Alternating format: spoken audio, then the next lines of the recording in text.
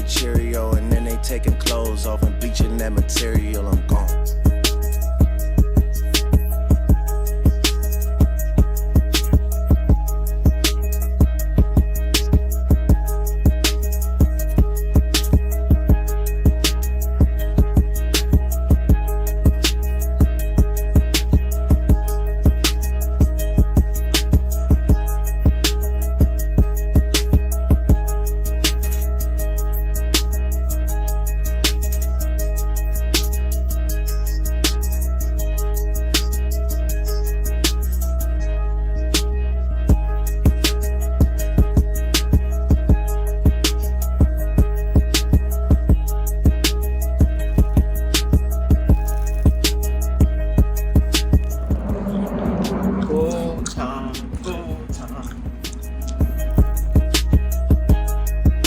Thank you guys for joining us for another edition of the Sit Down One-on-One with Malik Wright, presented by the Right Way Sports Network. I'm your host, Malik Wright, and we have a special guest joining us today. Bengals newly acquired tight end who had a great debut for the Cincinnati Bengals. We've got Noah Fant in the building. What's up, brother? How we doing? What's up? How you doing? I'm good, man. I'm good. I'm grateful that you obviously took the time out of your busy schedule to join me on the show. We try to be intentional, obviously, with everybody we sit down with. And just so all of our viewers know, you probably know already, when we do a sit down with athlete, this is for people to get to know you, the person beyond the jersey, be a person beyond the face mask.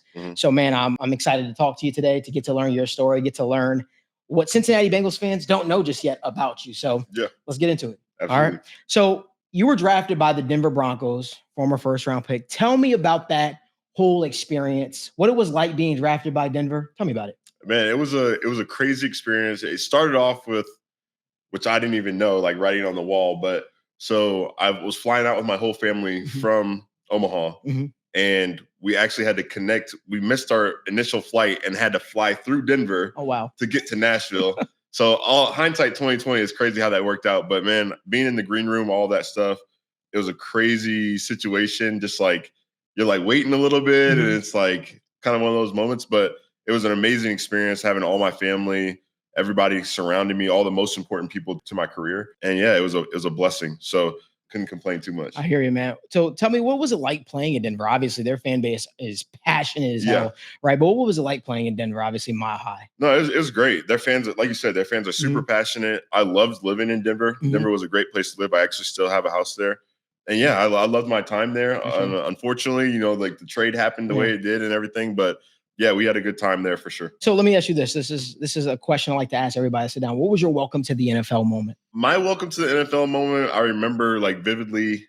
I think it was the Bears, and we had ended up checking a protection, and it was just so happened that I ended up one-on-one with Khalil Mack. Oh man, and it was bad news Bears from there. Enough said. It was definitely a welcome to the NFL moment, and but yeah, I mean, you learn from those mistakes, learn from those reps, and here I am today. So right. Yes, sir. Yeah. Yes, sir. So do you have like a proudest moment, whether it's on the football field or off the football field, that you want to share? A proudest moment? I think it's not one specific moment. I think just like my journey as a whole. It's not like I'm not one of those guys that's like, oh, like my journey is, I've been put down or any of those things. Like I just had to work for kind of what I've earned, and it hasn't always been smooth. There's been a lot of ups and downs in my career, in my personal life, with family. But I think that's one of the things I'm most proud of, is just like relying on my faith, relying on my relationship with God, and relying on my family to kind of push through all those things and really just continue to strive for greatness. So yes, sir. Yeah, I think that's something I resonate with that, brother. I feel that completely. So the next question I want to ask, bro, is like, why Cincinnati, right? You think about it. You talked about being in Denver. You talked about getting traded to the Seattle Seahawks. Nobody ever expects to get traded, but it happened that way. Yeah. And then we know what happened, but you chose Cincinnati. You had suitors, you had teams that were interested in you. You're such a talented player. We've seen your body of work in the National Football League. But why did you choose the Cincinnati Bengals over all the other suitors that you had? Yeah. So, I mean, when I unexpectedly got released from Seattle, and I was like kind of in shock a little bit. Like I didn't know what was going on, blah, blah, blah. And I had a good conversation with my agent of just like, all right, like that is what it is. And I wanted to really take a moment to really evaluate my situation and what are some good fits for me. And I didn't want to just jump into and sign somewhere without like doing my homework and like going on visits, meeting those coaches, meeting the people in the building, all those things. So I started off with Cincinnati, and then I visited New Orleans, and then I visited the Dolphins. And Cincinnati just stuck out. Like my meeting with Coach Taylor, with Zach and Pitch and Rascotti. Rascotti was with me in Denver. Awesome. The Titans coach, Coach Casey, James. Man, like it was like all of them, just like my meetings with them, who they were as people, where their vision they kind of saw for me. It was kind of like a no-brainer for me. Just being in, it really felt like this is the right place compared to all the other teams. Not saying that those other visits were bad, but something just stuck out here that it felt right. So went with my gut and worked out all the details with my agent, and ended up here. Yeah. Listen, I don't even know if you know how big you are on Bengals Twitter. Like you put out a tweet when the Bengals were making a playoff run. Yeah. Where you mentioned the Bengals, or you said that boy, you said something about Joe Burrow's cold or something. Bengals. Yeah. And ever since then, Bengals fans had been clamoring for Noah Fant in stripes. Like everybody wanted to see it. So I don't even know if you're on Twitter like that, or if you're that locked into what people are saying on social media. So when like people celebrated like, you know, the biggest signing in the world had happened, because they had always envisioned. I mean, so many people had jersey swaps of you, and so literally it fit like a glove, and it seemed like it was almost destined. So, what is your thoughts on how that's Bengals fans? I've been trying to get away from Twitter a little bit. It's just like so many wild takes out there. But man, I actually vividly remember I was watching the game. I can't remember who the Bengals were playing, and Joe was just going crazy. Like he was just dotting people up, like delivering dimes, getting out of the pocket. I'm just like, man, like, I didn't have no relation to the Bengals, no relation to Joe or anything. I'm just like, I was recognized game. Like that boy's a dog. And it's like, so it's kind of crazy how that works and it all comes full circle. And here I am a Bengal now. So it's kind of crazy. But man, I mean, like seeing him operate now, like in person, in practice, in the game, it's like, man, like, dude's on a different level, and it's like really cool to like be around, because he's just like he has this like attack, like killer vibe about it. You know what I'm saying? Like he's always in attack mode, which is like really cool to be around, and like wants things to go right and be clean as an offense and all those things. He demands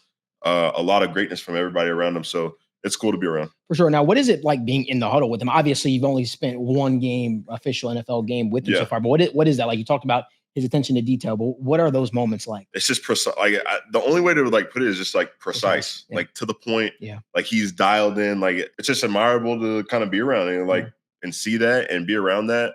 I feel like it elevates everybody too, of like wanting to, you know, live up to that and do those same things. So, but that's what you want out of a franchise quarterback, and your guys lead your team. So it's been really cool for me to be part of. Awesome. Now, what is something that Bengals fans should know about Noah Fant that maybe they don't know as of yet? Along what lines?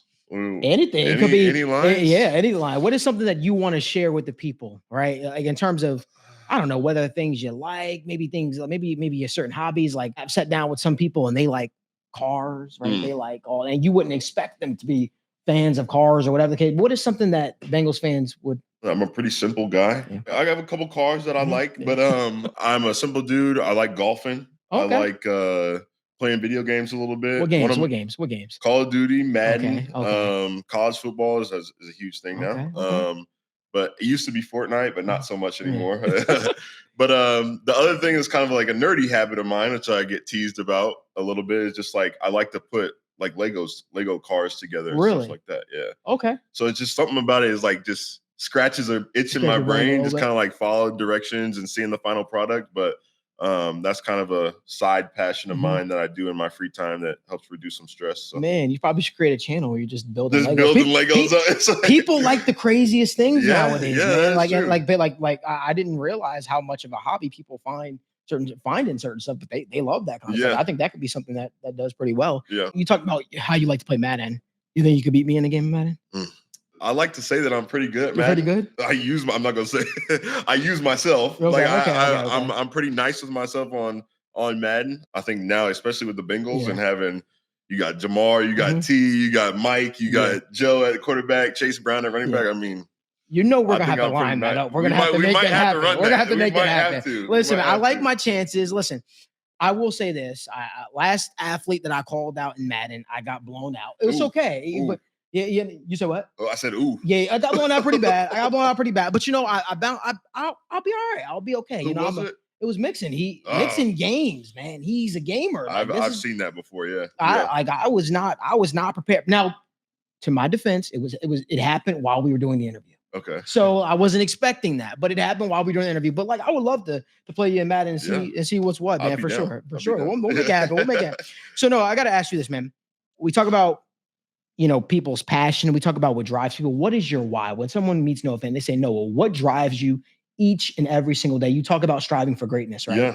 Yeah. I think I'm the best in my profession, and I strive for that each and every single day. But what is your why? I think it's just it's an improvement thing. I think that each and every day I wake up is I've gotten into my career now where I've made a little bit of money. It's it's not really about the money, right? It's about each day I wake up, I'm like, where can I get better at? Where can I get better at to be the best version of myself? For sure. Each and every day, each and every year, and continually trying to make those improvements. So the goal is to be the best version of myself, the greatest player I can be, and try and ultimately help a team win a championship. That's the ultimate goal, obviously, but the why specifically is invested in each and every day of how can I continue to improve? Man, I love that. I believe that, I try to tell everybody who I sit down with, even my team, I say, hey, you know what?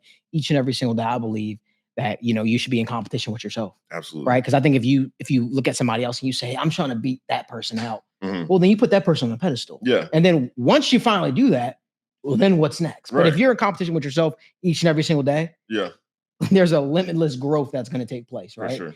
Who is your biggest inspiration, if you have one?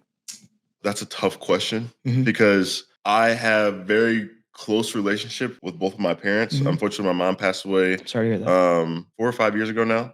I had a very close relationship with both of them, just how they kind of started from nothing, built a family up, both went back to college, both ended up earning quite good money to support our family and all of those things. Just see them kind of get, as people would say now, get it out the mud, and with 6 kids and kind of just do that on their own, obviously with the help of my grandma also. But I think they're kind of my role models and kind of the people that I really look up to. Just having them as parents was the biggest blessing in my life. So I probably would say them. Man, wow, that's deep, brother. You talk about your faith, right? Right. I kind of want to touch on that a little bit, if you don't mind. No, yeah, that's great.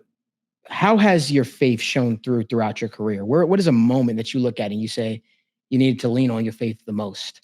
It shows through all the time. Yeah. It shows through all the time. I think in the NFL, things aren't going to go good all the time, right? It's there's going to be good plays, there's going to be bad plays, there's going to be plays where you wish you could have back. There's going to be plays where you do really well. It's controlling those ebbs and flows and having something that's constant to rely on of man, I'm blessed to just be in this situation. God has gifted me the opportunity to play in the NFL each and every day.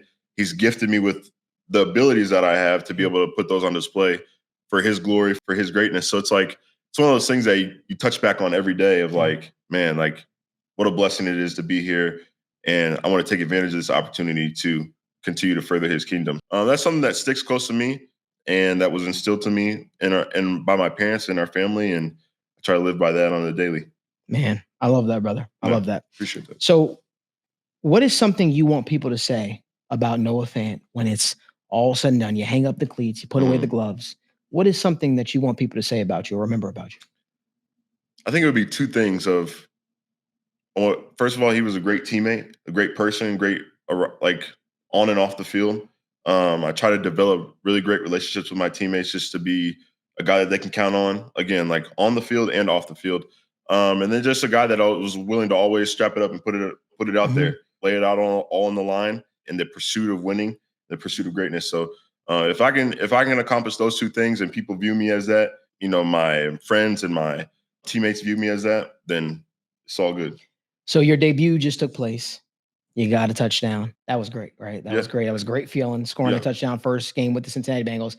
What is that moment going to be like playing in front of Paycor Stadium, the jungle as they call it? What is that moment going to be like hearing the fans cheer you on? What is that moment going to be like for Noah Fant?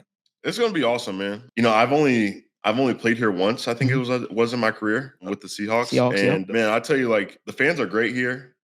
Football is everything. The creme de la creme here. Yes. And you could tell that just by going through the city and people introducing themselves and saying, hey, who they? And just cheering the guys on. So I'm super excited and super pumped to be around the fans, be in the stadium, be in the jungle, as they call it, yes. and just enjoy and relish in that.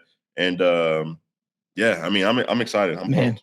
It's going to be great, brother. Now, you haven't been in Cincinnati for too long just yet, but is there anything that's your favorite, like a favorite restaurant that you like in the city, or a favorite place you've got to spend time with in the city just yet? That's tough right now because it's like I've been here for I think like 5 weeks. Yeah. So it's like nothing just yet. Yeah, nothing just yet. I got to move into my apartment and all that. That's been great. My girlfriend helped me out a ton with that stuff. Awesome. So it would be tough to say. Like I haven't really gotten to. Let me ask you the question. Visit that many places. Let me ask you this: have you tried Skyline Chili yet? I have not. You have not. I have not. That is something you got to do, right?